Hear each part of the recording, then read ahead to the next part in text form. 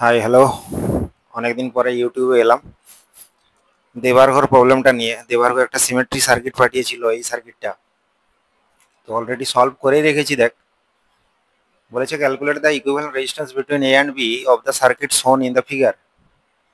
এখানে যে এই যে মিরার সিমেট্রিটা আছে দেখতে পাচ্ছিস, কারণ মিরার সিমেট্রি হচ্ছে এবি লাইনের সঙ্গে পারপেন্ডিকুলার বাইসেক্টর ড্র করে দেখতে হয় যে মিরার লাগালে ওখানে দুদিকের সার্কিট একই রকম দেখতে হচ্ছে কিনা, মানে একদিকটা অবজেক্ট হলে আর একদিকটা ইমেজ হচ্ছে কিনা। তো এখানে দেখ, এই যে 4 ওহমের যে রেজিস্ট্যান্সটা তার, সেটাকে অবজেক্ট মানলে এই 4 ওহমটা তার ইমেজ হবে। এই 5 ওহমটাকে অবজেক্ট মানলে এই 5 ওহমটা তার ইমেজ হবে। এখানে 15 ওহমটাকে যদি অবজেক্ট মানিস, এই 15 ওহমটা ইমেজ হবে। তার মানে এখানে এই যে জাংশনটা আছে না, এই জাংশনটা থেকে এই ব্রাঞ্চগুলোকে আলাদা আলাদা করে বের করে নেওয়া যাবে। কারণ 5 ওহমের থ্রু দিয়ে যে কারেন্টটা যাবে সেম কারেন্ট নিশ্চয়ই এই 5 ওহমের থ্রু দিয়ে যাবে। 3 ওহমের থ্রু দিয়ে যে কারেন্টে যাবে সেম কারেন্ট এই 3 ওহমের থ্রু দিয়ে যাবে। সিমিলারলি নিচের দিকে সার্কিটের ক্ষেত্রেও একই রকম কেস হবে, বুঝতেই পারছিস সেটা। তো এখানে যদি আমরা ওই ব্রাঞ্চটাকে আলাদা করে নিই, জাংশন থেকে খুলে নিই, তাহলে যে সার্কিটটা দেখাবে সেই সার্কিটটা একটু দেখে নে।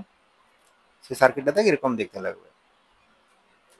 এই দেখ, 3 ওহম আর 3 ohm, 5 ohm 5 ohm, 15 ohm 15 ohm, 9 ohm 9 ohm, এগুলোকে খুলে আলাদা করে নিয়েছি। আলাদা করে নিলে দেখ, উপরে যে পার্টটা আছে এই পার্টটার ইকুইভ্যালেন্ট রেজিস্ট্যান্স বের কর, তোরা সবাই বের করতে পারবি। এটা আসবে 9 ওহম আর নিচেরটাও আসবে 27 ওহম। তো দুটো এবারে প্যারালাল থাকবে, এর ইকুইভ্যালেন্ট 6.75 হবে। That is our answer. Okay, thank you.